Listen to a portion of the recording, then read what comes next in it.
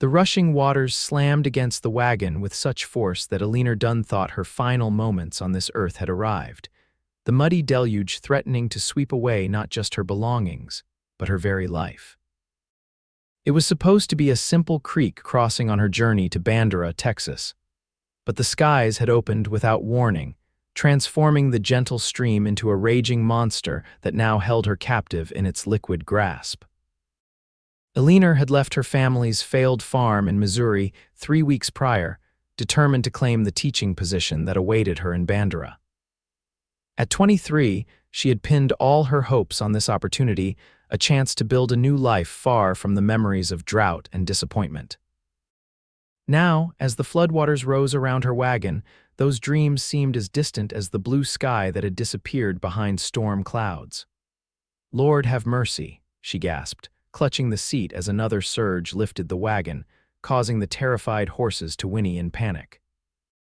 The animals fought against their harnesses, their eyes wild with fear as the water rose past their flanks. From the shoreline, a small gathering of onlookers had formed, drawn by the commotion. Among them stood Zachary Winters, who had been leading his cattle to the summer pastures when the storm hit.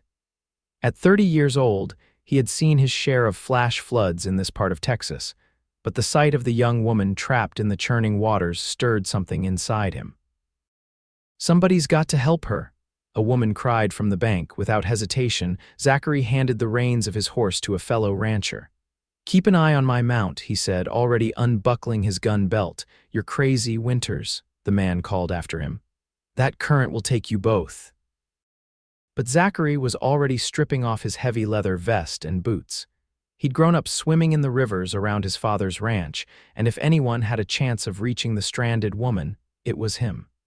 He took a deep breath and dove into the swirling brown waters. The current immediately tried to push him downstream, but he fought against it, using powerful strokes to move toward the wagon. The cold water shocked his system, but he pushed forward, focused solely on reaching the terrified woman. Eleanor spotted the man swimming toward her and felt a flicker of hope amid her terror. She had been praying for salvation, and here it was, approaching in the form of a broad-shouldered stranger battling the raging waters. "Hold on," Zachary shouted above the roar of the flood. "I'm coming for you." When he finally reached the wagon, he grabbed onto the side, his muscles straining against the force of the water. "The wagon's not going to hold much longer," he said, his breath coming in ragged gasps. "You need to come with me now." Eleanor hesitated, looking at the violently churning waters. "I cannot swim," she admitted, her voice trembling. "You don't have to," Zachary assured her, extending his hand.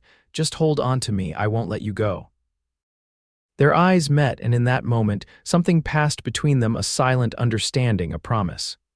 Eleanor nodded and reached for his hand, her fingers cold and trembling as they clasped his. "The horses," she said suddenly. "I cannot leave them to drown." Zachary glanced at the terrified animals. "Once you're safe, I'll come back for them if I can." With a strength born of desperation, Eleanor climbed down from her perch, wincing as the cold water engulfed her. Her heavy skirts immediately became waterlogged, threatening to drag her under. "Put your arms around my neck," Zachary instructed, "and whatever happens, don't let go." Eleanor did as she was told, clinging to this stranger as if he were her only chance at salvation, which in truth he was. Zachary positioned her on his back and began the treacherous journey to shore, fighting the current that seemed determined to claim them both. Every stroke was a battle against nature's fury. Twice they went under, the muddy water filling Eleanor's mouth and nose, but each time Zachary pulled them back to the surface, his determination unwavering. From the shoreline, the gathered crowd watched in tense silence, some praying, others ready to assist once the pair reached shallower waters. After what seemed like an eternity, Zachary's feet finally touched the bottom, and he staggered toward the bank, the woman still clinging to his back. Helping hands reached for them, pulling them from the water's grasp onto solid ground. Eleanor collapsed onto the muddy earth, coughing up water, her entire body trembling with cold and shock. "The horses," she gasped, looking back at the wagon that was now tilting precariously in the current. Zachary, still catching his breath, was already scanning the scene, calculating his chances of saving the animals. Before he could move, however, several men had already waded into the shallower edges, using ropes to try and secure the wagon. "Rest easy, miss," an older man said to Eleanor. "Jim and the boys will do what they can for your animals." To everyone's relief and amazement, the men managed to cut the horses free from their harnesses and guide them to safety. The wagon, however, was beyond saving. Even as they watched, it tipped onto its side and was carried downstream by the relentless current.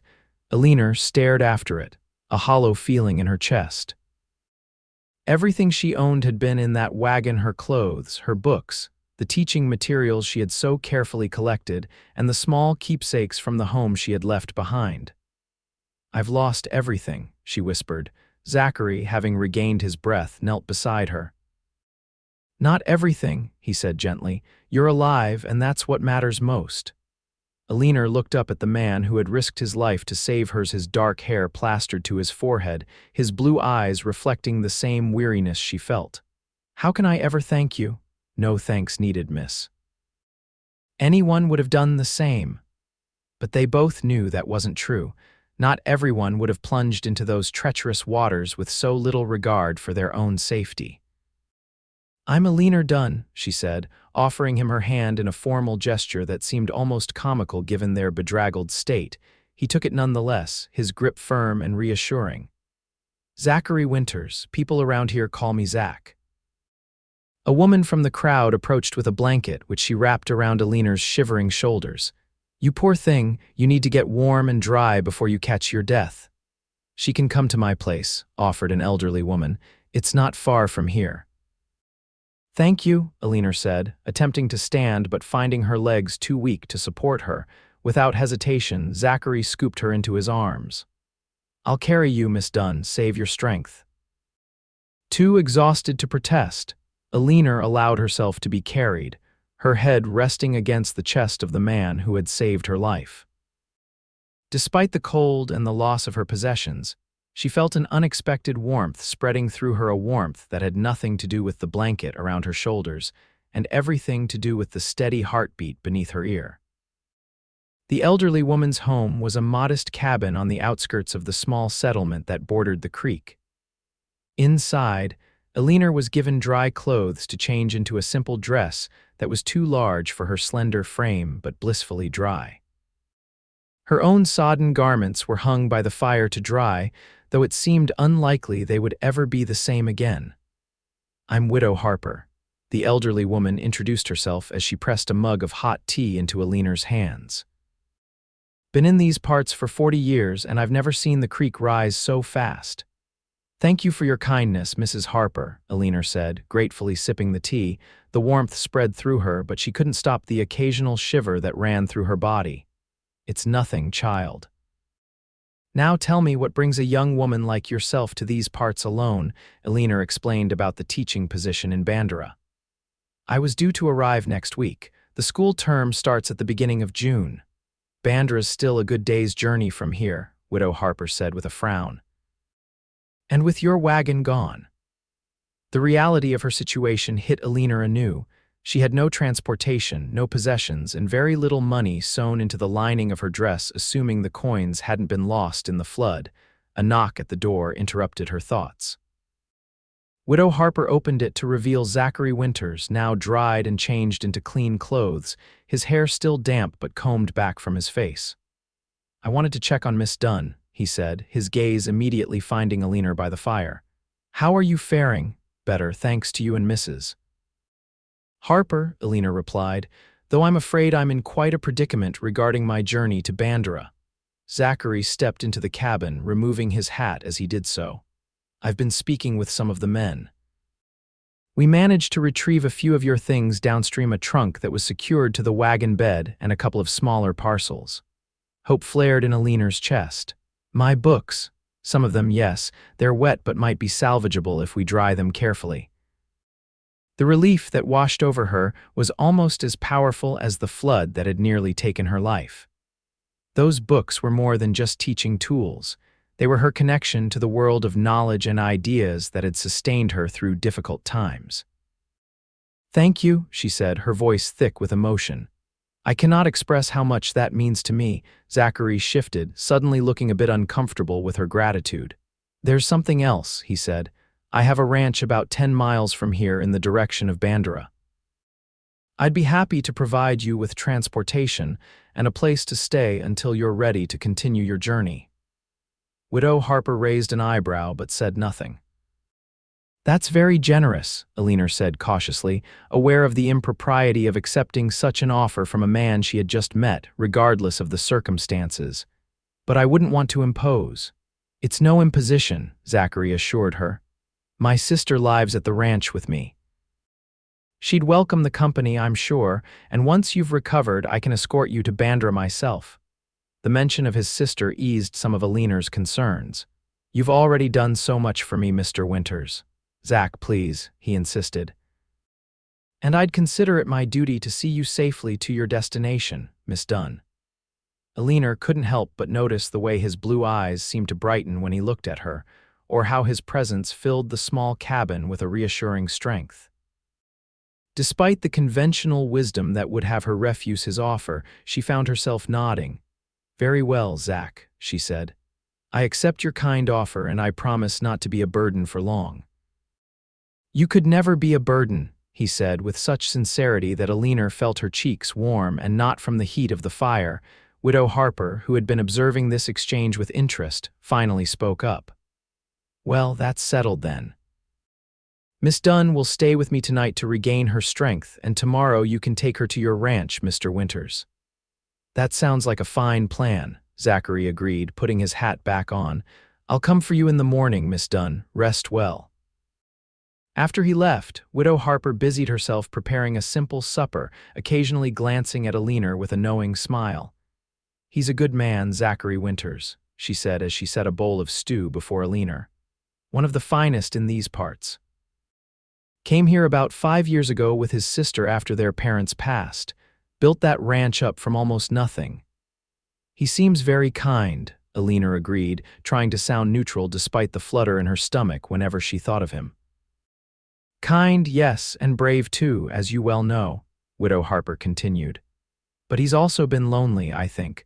Focuses so much on taking care of his sister and the ranch that he forgets to live a little himself." Eleanor didn't know how to respond to that, so she concentrated on her stew, which was hearty and filling after her ordeal. "Life has a funny way of working out sometimes," the widow said cryptically.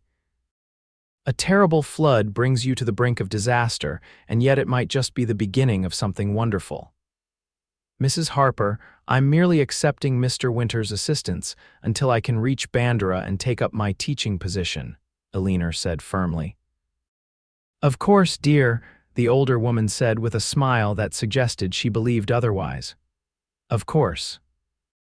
That night, as Eleanor lay in the widow's spare bed, she found her thoughts returning to Zachary Winters, the strength of his arms as he carried her from the flood, the gentle concern in his eyes as he checked on her, the quiet dignity with which he offered his help.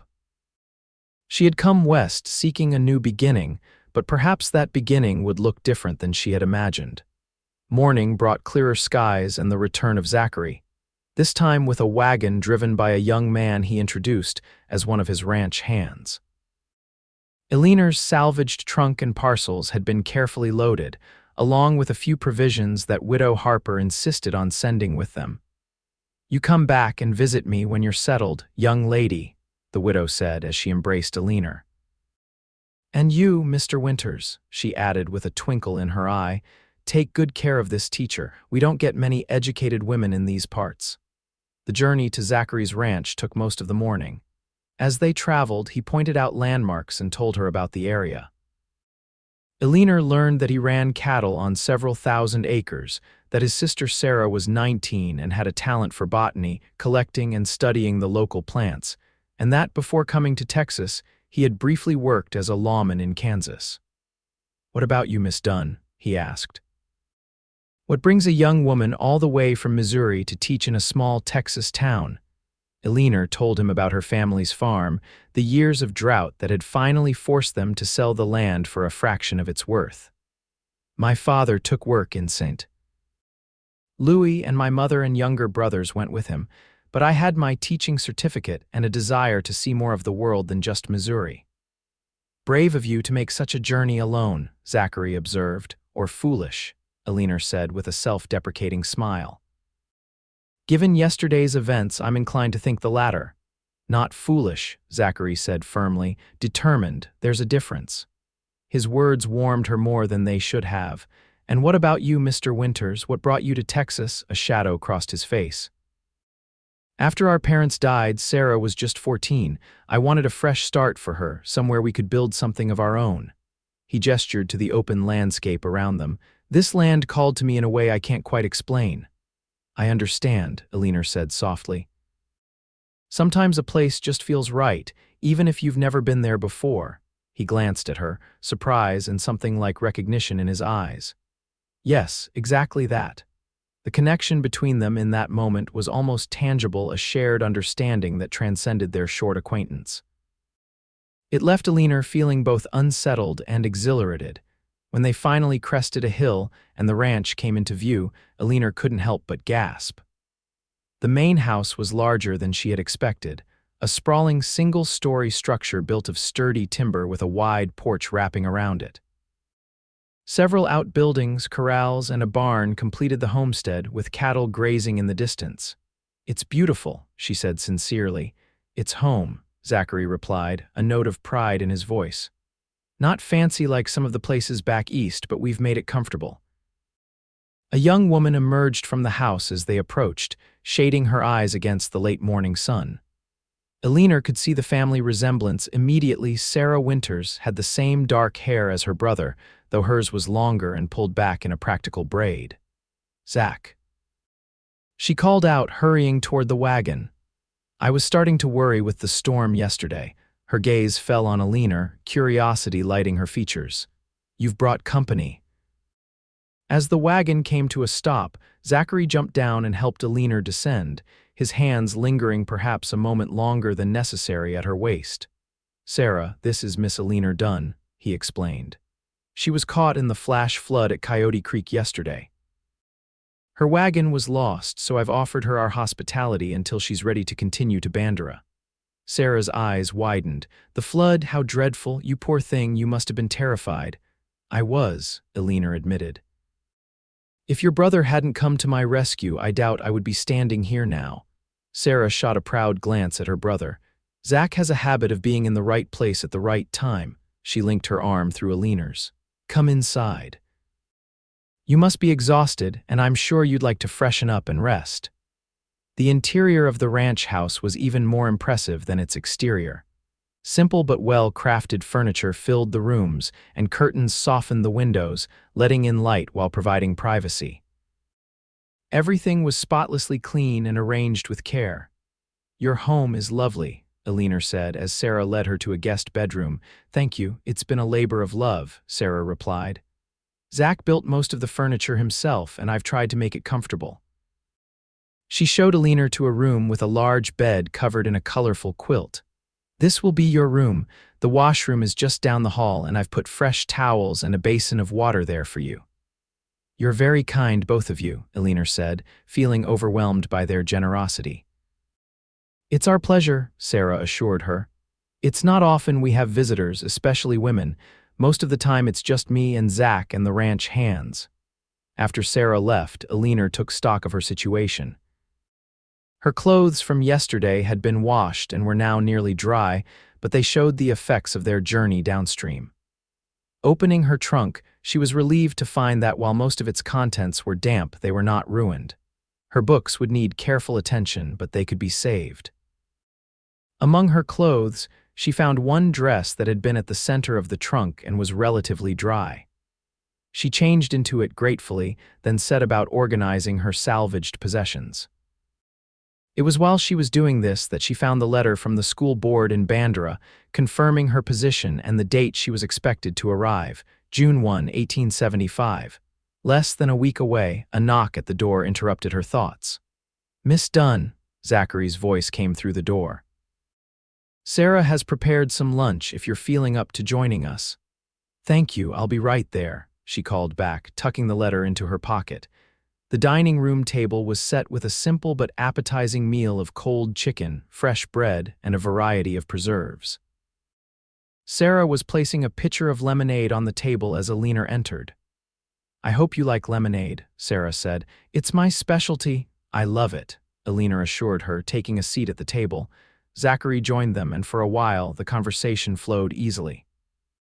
Sarah was curious about Eleanor's teaching experience and her journey from Missouri. Eleanor, in turn, was interested in life on the ranch and how the siblings had built their home. It wasn't until the meal was nearly finished that Eleanor broached the subject of her departure. "I found the letter from the school board," she said. "I'm expected in Bandera by the 1st of June. "That's only 5 days from now," Zachary noted, a small frown creasing his brow. "Yes, I had planned to arrive early to get settled before the term begins, but with the loss of my wagon." She hesitated. "I don't want to presume upon your kindness any further, but I wonder if I might hire a wagon to take me to Bandera in a few days." "Nonsense," Zachary said immediately. "I told you I would see you safely to Bandera, and I will. There's no need to hire anyone." "But you have your ranch to manage," Eleanor protested. "I couldn't ask you to leave your responsibilities." "The ranch won't fall apart if I'm gone for a day or two," Zachary insisted, "and it's not just a matter of transportation. I want to make sure you arrive safely and have what you need to start your new life there." There was something in his tone, a mixture of concern and something deeper, that made Eleanor's heart beat a little faster. She glanced at Sarah, who was watching her brother with an expression that suggested she was seeing something new and intriguing. "That's very generous of you," Eleanor finally said. "Thank you." "In the meantime," Sarah interjected, "we should see about getting your books dried properly. I have some methods that might help." The next few days passed in a blur of activity. Eleanor spent time helping Sarah with household tasks, grateful for the opportunity to repay some of the siblings' kindness. She also assisted with drying and preserving her books, carefully separating damp pages and setting them in the sun to dry. In the evenings, the three of them would sit on the porch, watching the sunset and talking late into the night. Eleanor found herself growing increasingly comfortable in their company, especially Zachary's. He was a man of few words but deep thoughts, and when he did speak, she found herself hanging on every word. She learned that he had dreams of expanding the ranch, possibly adding orchards to the property.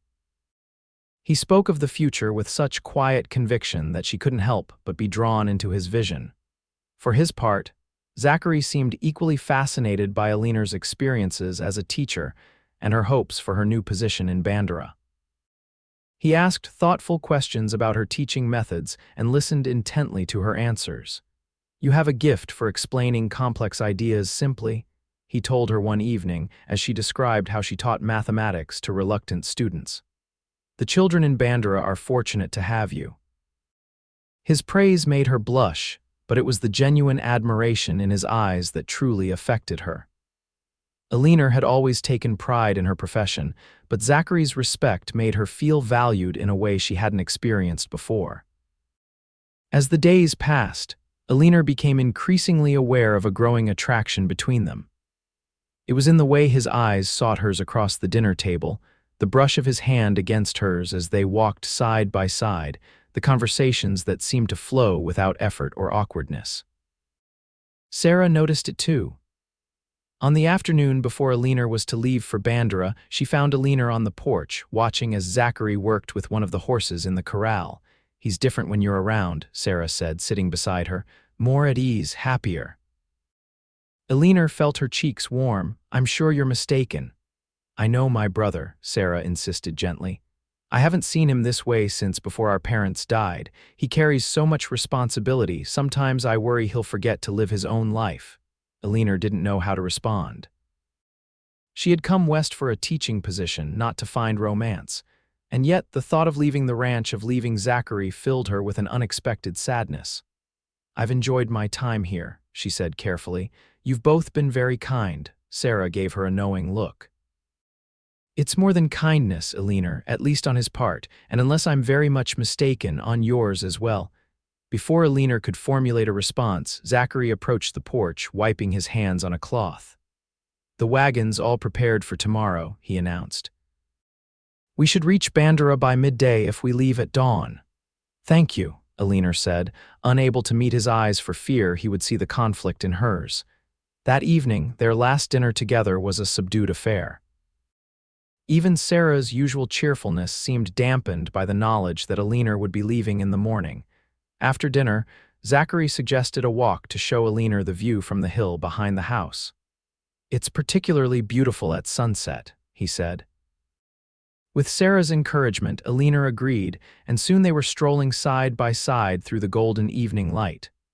Neither spoke until they reached the top of the hill, where the land stretched out before them in a tapestry of greens and golds. "It's breathtaking," Eleanor said softly. "Yes, it is." But when she turned to look at him, he wasn't admiring the view he was looking at her. The intensity in his gaze made her breath catch. "Zach, I know we've only known each other a short while," he said, his voice low and earnest. "But I feel as though I've been waiting for you without knowing it." The sincerity in his words touched something deep within her. "I feel it too," she admitted, "but I have obligations in Bandera, a contract I've signed, people counting on me." "I understand that," he said quickly.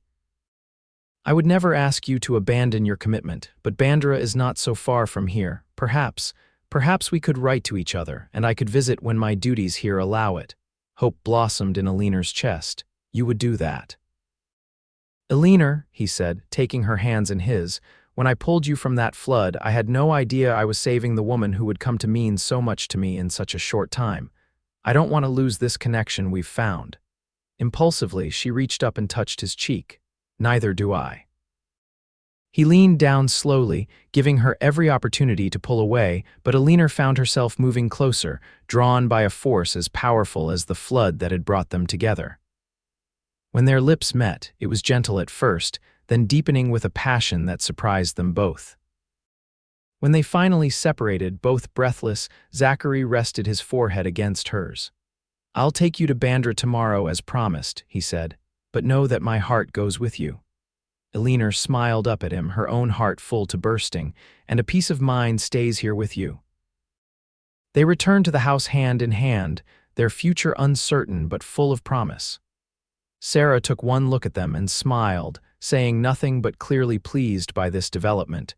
The journey to Bandera the next day was bittersweet. They traveled mostly in comfortable silence, occasionally sharing observations about the landscape or memories of the past few days. As the town came into view, Eleanor felt a mixture of excitement and regret. This was what she had come west for: her new beginning, her independence, her chance to make a difference in young lives. And yet, she was leaving behind something precious that had only just begun. Zachary seemed to sense her thoughts. "This isn't an ending," he said, reaching across to squeeze her hand. "It's just the beginning of a different journey than either of us expected." The school board chairman, Mr. Peterson, was surprised but pleased by Eleanor's early arrival despite her ordeal. He introduced her to several prominent citizens of Bandera and showed her to the small but comfortable cottage that came with her position. "School begins on Monday," he reminded her, "but take the weekend to settle in, Miss Dunne." When it came time for Zachary to leave, they stood outside her new cottage, reluctant to say goodbye. "I'll write to you," he promised. "And I'll return in 2 weeks' time if you'll allow it." "I'll be counting the days," Eleanor said, meaning every word. Their parting kiss was brief but filled with the promise of future meetings. As she watched him drive away, Eleanor felt not loss but anticipation. Whatever came next, she knew it would be worth the wait. True to his word, Zachary wrote faithfully, his letters arriving weekly without fail. He told her of life on the ranch, of Sarah's latest botanical discoveries, of his plans for the future, plans that increasingly included her. Eleanor threw herself into her teaching, quickly becoming a favorite among the children of Bandera. She wrote to Zachary about her students, their progress, the challenges and joys of her new position. Each letter strengthened the bond between them, deepening their understanding of each other. When Zachary arrived for his promised visit 2 weeks later, the entire town took notice of the tall, handsome rancher who had eyes only for their new teacher. They spent the weekend together, exploring Bandera, talking for hours, and falling more deeply in love with each passing moment. Over the months that followed, their courtship blossomed despite the distance between them. Zachary visited whenever he could, sometimes bringing Sarah along, and occasionally Eleanor would spend a weekend at the ranch during school holidays. By Christmas, Zachary had asked Eleanor to marry him, presenting her with a delicate ring that had belonged to his mother. "I want to build a life with you," he said, "whether that's here at the ranch or somewhere else entirely." Eleanor accepted without hesitation. "The ranch is your home, and I've come to love it too," she said, "but I also love teaching. Perhaps there's a way I can do both." They were married the following June, after Eleanor had completed her first year of teaching. The ceremony was held on the hill behind the ranch house, the same spot where they had first confessed their feelings. Sarah stood as Eleanor's attendant, beaming with happiness for her brother and new sister-in-law. In the years that followed, Eleanor continued to teach, first in the small school that Zachary built on the ranch property for the children of his workers, and later in Bandera itself when they expanded the ranch to include land closer to town. They faced challenges, of course drought years that threatened the cattle, the time Zachary was injured during a roundup and Eleanor feared for his life, the long months when Eleanor struggled to conceive the child they both longed for. But through it all, their love remained steadfast, a shelter against life's storms just as Zachary had once been Eleanor's shelter against the raging flood waters. When their son was finally born after 5 years of marriage, they named him Daniel, after Eleanor's father. He grew into a sturdy boy with his father's blue eyes and his mother's love of books. On their 10th wedding anniversary, Zachary took Eleanor back to the creek where they had first met. The water was calm now, flowing gently between its banks, giving no hint of the violence it was capable of. "Do you ever think about how different our lives might have been if not for that flood?" Eleanor asked as they stood hand in hand on the bank. Zachary pulled her close, his love for her as strong now as it had been on the day he'd pulled her from the raging waters. "I believe we would have found each other somehow," he said. "Some connections are just meant to be." Eleanor smiled up at him, thinking of the life they had built together, the ranch that was now one of the most prosperous in the county, their son who was the light of their lives, the love that had only deepened with the passing years. "I think you're right," she said, reaching up to kiss the man who had saved her in more ways than one. "Some things are just meant to be."